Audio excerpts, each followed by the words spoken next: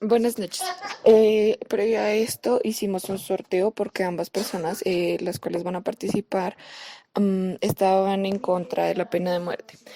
Entonces, ok, luego de aclarar esto, vamos a proseguir y vamos a darles el tema y a pautar las normas que van a tener que seguir en este debate. Eh, las normas que van a tener que seguir es que van a tener 3 minutos para responder cada pregunta, van a tener que respetar la palabra del otro y van a tener que tener un vocabulario respetuoso. Entonces, empecemos. Eh, em- Empieza en contra. ¿Existe una forma humana de ejecutar a alguien? ¿Esto es ético? Sin lugar a dudas no existe ni una sola forma de cometer homicidio contra alguien y que esto sea ético. Las formas que han sido comúnmente usadas para las penas capitales son absolutamente crueles, inhumanas y muchas de ellas rayan en la tortura, como la decapitación o el electrocutamiento, pues que impone un montón de sufrimiento sobre la persona que es víctima de esto. Yo pienso que no es ético, yo pienso que la pena de muerte va en contra de los principios básicos de los derechos humanos y que adicionalmente va en contra pues del derecho que tiene todo ser humano a la vida, en primer término, y el derecho que tiene todo ser humano a vivir y a no ser víctima de tortura ni de ningún trato que sea degradante e inhumano, como lo es la pena de muerte. Ok. Entonces, ahora seguimos con que nos va a dar su opinión. Contrario a como lo decía Adrián, la ciencia ha venido en un proceso de avance que no se quedó en la decapitación de personas en los siglos XV o en los siglos XVI, sino que de hecho hay métodos mucho más humanos, si se quiere, de quitarle la vida a una persona que no es una víctima porque sería equiparar, digamos, a la condición de una persona que ha sufrido un dolor y con la que lo ha infligido. Entonces, en ese sentido, pues solo está lleno de falacias, sino que desconoce el avance científico que ha permitido avanzar, por ejemplo, en la práctica de métodos para, por ejemplo, eliminar el dolor de pacientes terminales, que se hace a través precisamente de la reivindicación de la muerte como una reivindicación de la dignidad humana, como es en el caso de la eutanasia.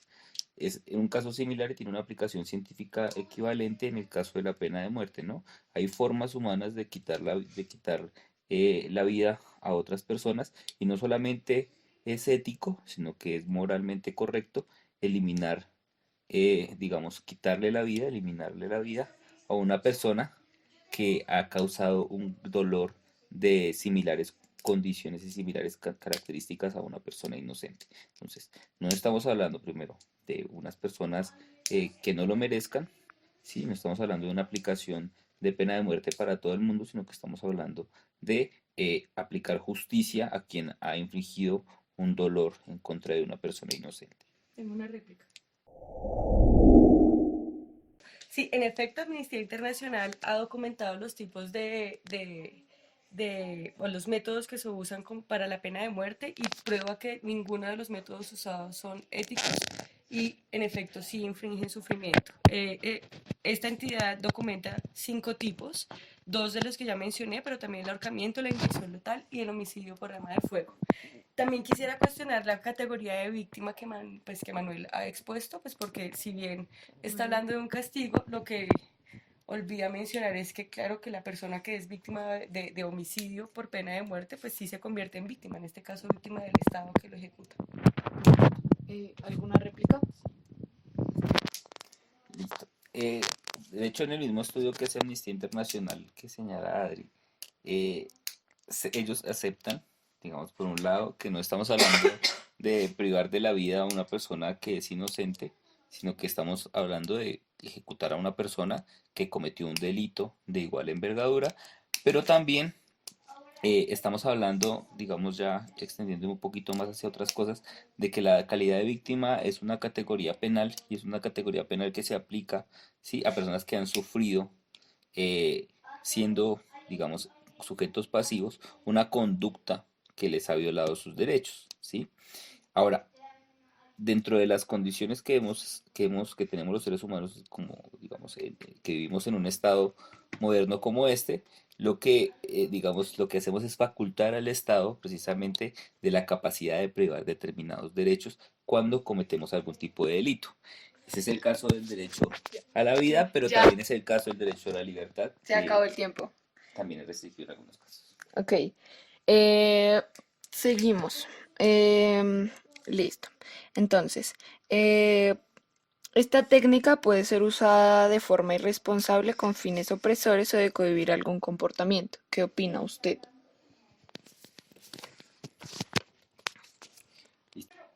Yo creo que no, estamos en un estado de derecho y en el estado de derecho tenemos unas normas que fijan los comportamientos no solamente de los seres humanos, sino también del Estado y de la relación que tiene el ser humano con el Estado.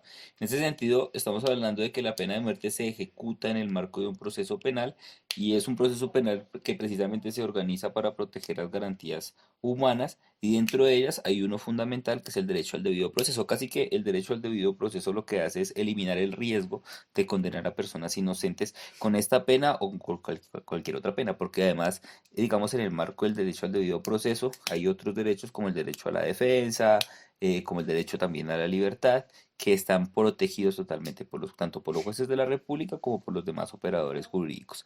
Yo quería ahí señalar una cosa, un elemento adicional, y es el tema de la ética.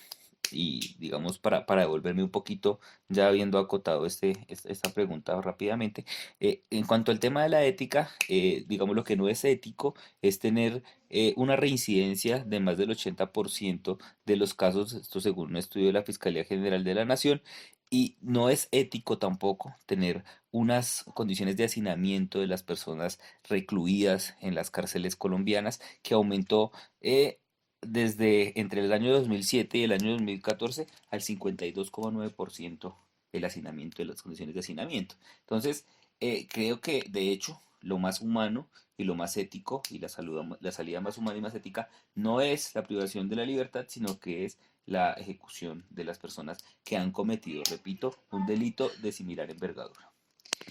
Ok.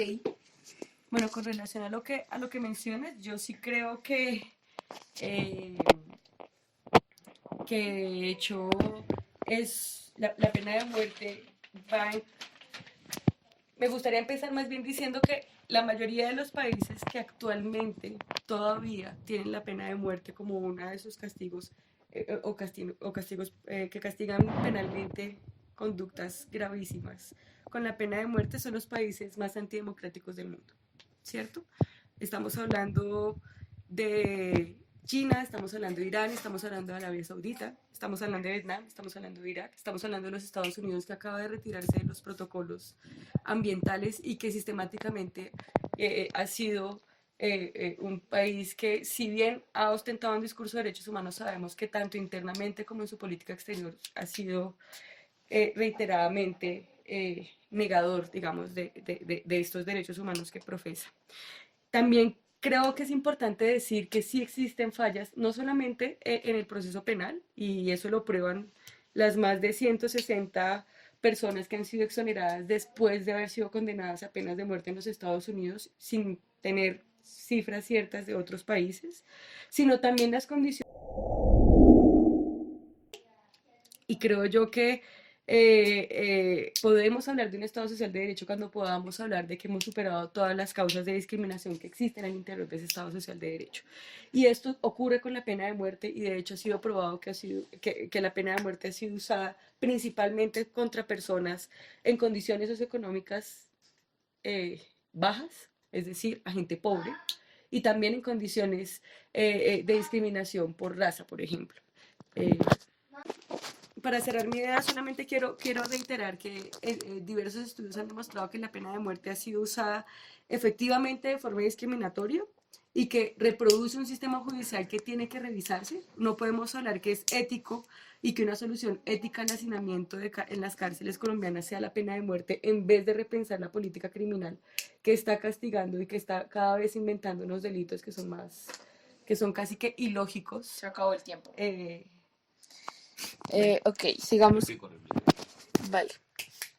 Bueno, yo quería, y bueno, ejemplo de Estados Unidos, China y otros países en los cuales el nivel de desarrollo humano pues es incomparable con otras repúblicas como la colombiana, que son remedios de democracia, en las que ni siquiera hay sostenibilidad de los presidentes y digamos que no llegan ni siquiera pues, muchas veces a cumplir su periodo presidencial sin problemas de corrupción y otro tipo de problemas.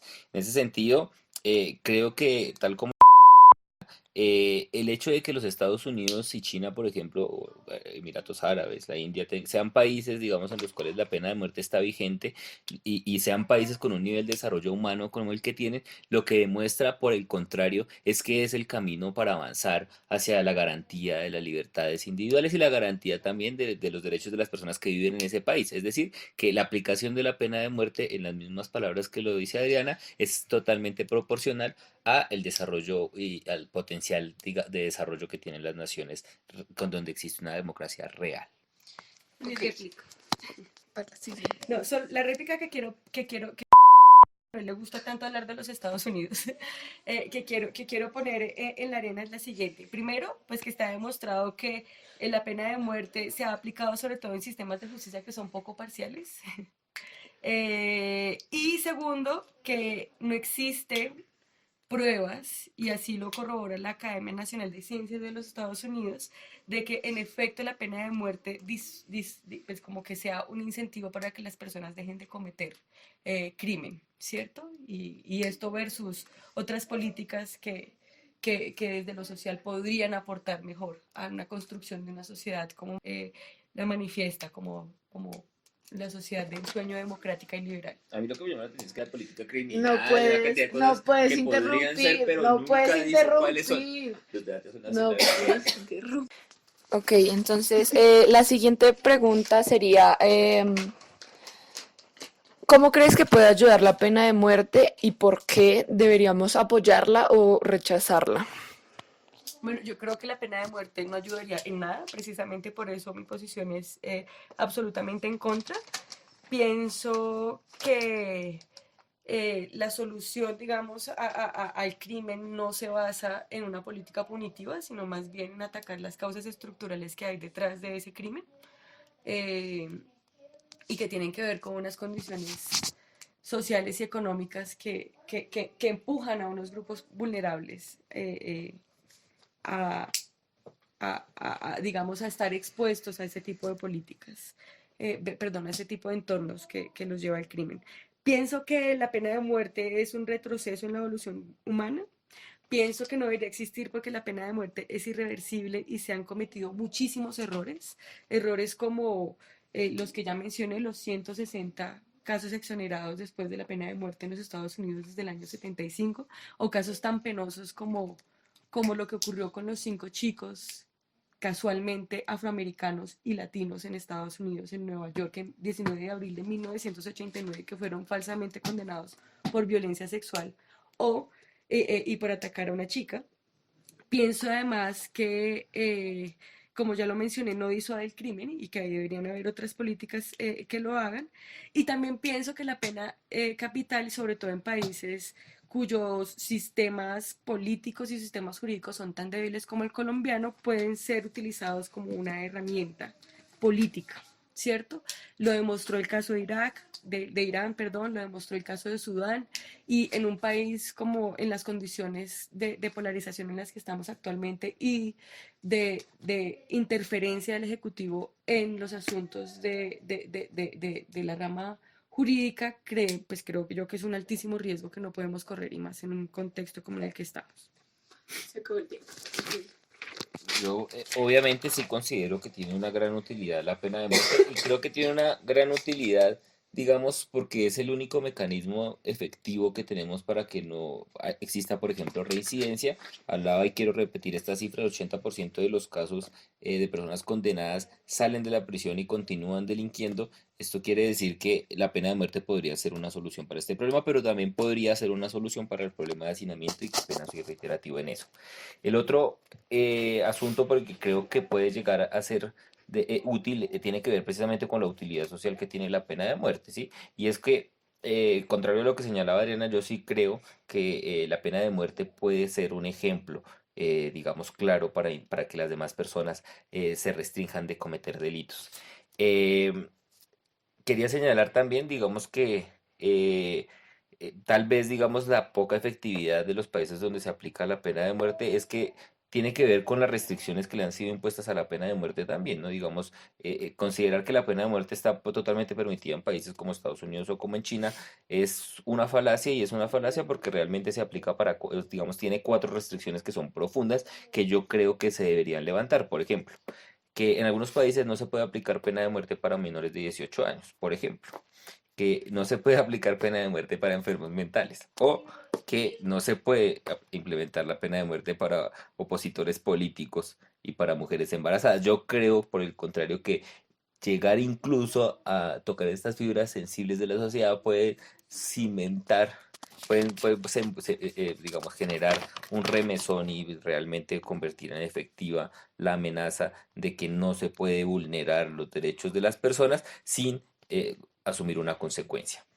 Finalmente, quiero referirme a un punto, y es el tema de la debilidad democrática, y es que, como mal decía Adriana, en países, digamos, como este, donde ha habido debilidad democrática, lo que ha habido también es una coincidencia con la prohibición de la pena de muerte.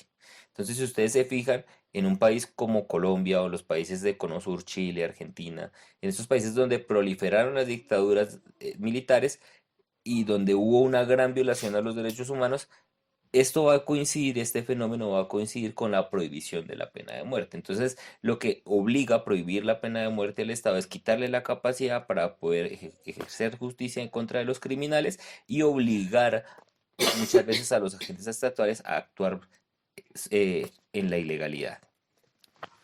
Mi réplica, mi última réplica, 5 ideas. La primera, pensar en la pena de muerte es ir absolutamente en contravía de los básicos del Estado, que es garantizar la dignidad humana y por encima de digamos, y en representación de la dignidad humana, el derecho a la vida de las personas que protege y que lo han elegido como una forma de gobierno.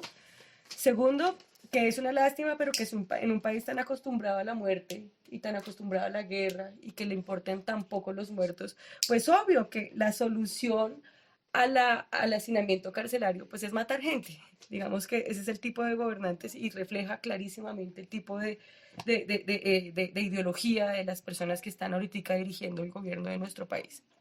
En tercer lugar, creo yo que pensar en la pena de muerte como una alternativa en la política carcelaria es simplemente reflejar la pereza que se tiene, la pereza que tienen las entidades que se encargan del tema carcelario en el país en tomarse en serio los temas de la resocialización y cómo hacer un proceso adecuado de resocialización, sobre todo de tanta gente tan joven que está en la cárcel. Reitero la necesidad de estructurar una nueva política criminal que se traduzca en procesos más serios, en que dejemos de procesar cosas inocuas y que dejemos de llenar la cárcel de presunciones, como aquel persona que se roba un caldo de gallina, pero también unos estudiantes que simplemente por pertenecer a movimientos sociales han sido perseguidos. Y por último, que no podemos hablar de fortalecimiento democrático si creemos que la pena de muerte se puede aplicar a nuestros opositores políticos, por supuesto. Ok. ¿Alguna réplica? Sí, claro. Yo, yo quiero cerrar, digamos, llamando un poco a la cordura a mi contraparte acá, y es que toda su argumentación está construida sobre una gran falacia, como es considerar al delincuente como víctima. Ahora, en las palabras de Adriana, resulta que en un caso de violación, la víctima es el violador. O resulta que en un caso de una persona que descuartiza con una motosierra a otro, la víctima es el que descuartiza y no la víctima es el que quedó descuartizado y los familiares, muchos de ellos son huérfanos, Adriana. Entonces, decir y pensar, ubicar al criminal, al violador, al descuartizador, al asesino en la misma posición que la víctima, eso no le cabe a nadie. Cristiano no, por más de que tú rechaces, digamos, los principios fundamentales de la ética y de la moral, no cabe en la cabeza de nadie que tú rechaces la aplicación de la pena capital para personas que violaron a una niña, para personas que descuartizaron a otro en frente de sus hijos. Les llamo un poco, digamos, si quiero cerrar este debate con llamar a la cordura y llamar también, digamos, a pensar, ¿sí? Que más allá de estas propuestas gaseosas de quienes defienden o quienes condenan a la pena de muerte solo porque no les parece, pues planteémonos seriamente y sentémonos a pensar cómo es cómo debería ser la política criminal para un país como este. Muchas gracias. Ok, la última pregunta. Si está a favor, ¿cuál sería el proceso para que ningún inocente eh, tuviera que enfrentarse a la pena de muerte?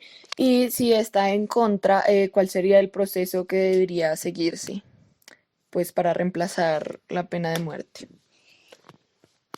Bueno, entonces, yo creo en todo caso que hay un principio básico en el derecho, y no solamente en el derecho penal, como es el principio de legalidad, que nos obliga a actuar a las instituciones en el marco de legalidad. En ese sentido, las causales de pena de muerte deben estar preestablecidas en la ley.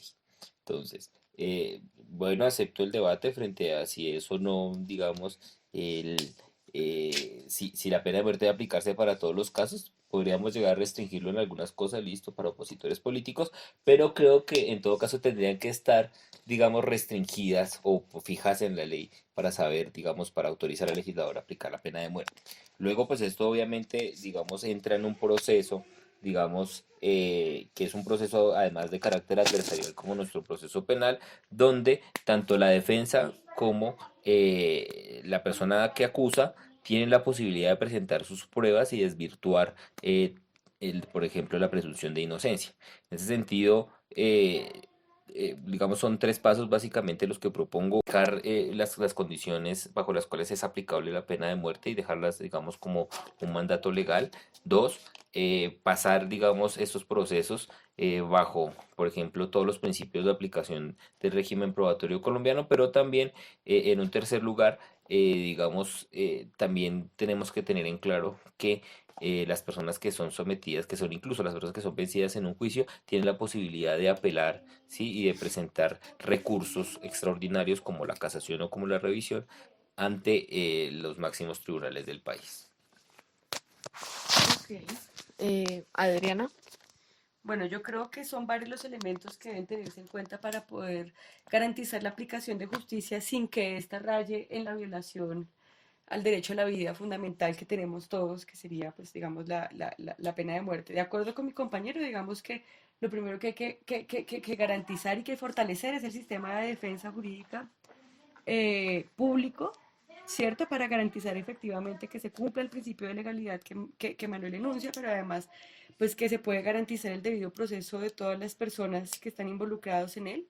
Y aquí hablo no solamente de las personas que están siendo procesadas, sino también de las presuntas víctimas de esta persona, pues porque en efecto las condiciones muchas veces socioeconómicas de estas personas no permiten que puedan tener una buena asesoría jurídica y que puedan defenderse en los términos en los que Manuel describe, y creo yo que es una de las primeras cosas que hay que fortalecer. En segundo término, creo que hay un tema que pasa también, digamos, por una discusión ética, si se quiere, y por una discusión estructural de cómo está diseñado el sistema de justicia, y es que el sistema de justicia debería dejar de pensarse como una venganza, dejar de pensarse como una justicia vengativa y empezar a pensarse más como una justicia que restaura. Y por lo tanto, digamos que creo yo que habría que fortalecer los procesos de cómo estos procesos penales terminan reparando a quien se vio afectado por los delitos que se cometieron. Y obviamente, cómo esto es reparado bajo, pues digamos, unos principios básicos de derechos humanos, que es el respeto a la vida y a la dignidad de las partes involucradas. Tercero, y creo yo que es quizá la quinta vez que lo menciono en el debate, es la importancia de poner el lente en los procesos de resocialización y en poder buscar mecanismos adecuados para que dejemos de ser productores de presos en este país y empecemos a ser productores de ciudadanos, si se quiere. No sé si sea la mejor forma de mencionarlo, pero sí que los procesos penales sirvan para hacer la entrada a un proceso de resocialización, un proceso de oportunidades para que las personas puedan transformar su ciudadanía. Eh, pues cuarto, procesos penales serios, efectivamente, como lo he dicho, hay que evaluar la existencia de ciertos delitos penales, hay que evaluar también las atribuciones que tienen los sistemas judiciales de enviar a cárceles a personas que realmente no deberían estar allí, y evaluar también el sistema carcelario de paso. Y por último, pues creo yo que la discusión también debería centrarse no en la creación de nuevos delitos, pues, porque digamos que eso es lo que le gusta a este país, pero sí en pensar en el fortalecimiento de ciertas penas o en la evaluación de cómo deberían ser ciertas penas frente a ciertos delitos que son, digamos, los delitos más graves y aquellos delitos que atenten de forma pues muy específica contra la vida. ¿Alguna réplica? Bueno, eh, yo celebro la intervención de Adri porque creo que termina dándonos la razón a quienes defendemos la dignidad humana y a quienes defendemos la aplicación de la pena de muerte, porque considero que, claro, como ella lo menciona, y creo que eso reitera lo que yo dije antes, lo que necesitamos es fortalecer la justicia, debemos fortalecer los procesos para hacer procedimientos penales cada vez más estandarizados y que permitan, digamos, judicializar y procesar a todas las personas que son responsables de delitos. Por otro lado, quisiera terminar formulándole una pregunta a Adriana, ya que habla tanto de la resocialización, y es que nos cuente cómo es que se está planeando ella y todas las personas que creen en esto de estar en contra de la pena de muerte, cómo resocializamos a un violador de niños, cómo resocializamos a un descuartizador. ¿Cómo resocializamos a un tipo como Garavito que tiene cientos de víctimas menores de 10 años, ¿sí? A quienes les dañó la vida, Adriana? Es que imagínese usted una víctima de violación, ¿sí? ¿Cómo lo resocializamos? ¿Cómo es ese proceso de resocialización? Muchas gracias. La réplica. Varias cosas. Creo yo que no me compete solo a mí hablar de una política de resocialización, pero yo sí creo que hay que evaluar en efecto la posibilidad de que las personas que se encuentran en estos lugares de reclusión de la libertad tengan acceso a oportunidades reales de educación, tengan acceso a oportunidades dignas de salud. Tenemos que hacer una limpieza de las cárceles y de los sistemas y el sistema carcelario, porque está urdido y está absolutamente lleno de corrupción. No vale más sino hacer una pequeña investigación sobre consumo de drogas al interior de las cárceles o porte de armas y demás. Y en efecto, para que estas cosas puedan suceder al interior de una cárcel, hay un sistema corrupto que lo permite. Y ese es el tipo de cosas que hay que empezar a solucionar. Pienso yo que efectivamente hay que apostar a la resocialización sin dejar de lado el tema del justo castigo sobre ciertos delitos. Pienso yo que en efecto personas como Manuel siempre sacan a relucir a los niños y a las mujeres violadas cuando quieren hablar de la vida, ¿cierto? Y cuando quieren hablar de la protección de los derechos, pero hay que decirle a Manuel varias cosas. La primera, que es estigmatizante decir que una violación daña la vida de una persona para siempre. Y estudios como el reciente estudio que hizo el Centro Nacional de Memoria Histórica indican lo mismo, que las condiciones y las causas de que un hecho tan atroz como la violencia sexual afecte a las personas no está dado tanto por el hecho, sino por la forma en cómo socialmente se responde a ese hecho. Y hablo de la inoperancia de las instituciones y hablo de la estigmatización de la que sufren las mujeres que han sido víctimas de violencia sexual en este país. Hablo de los prejuicios machistas que hay alrededor de los hombres que rodean a las mujeres víctimas de violencia sexual, por ejemplo. Ok. ¿Alguna réplica? No, ya. culminamos el debate. Muchas gracias.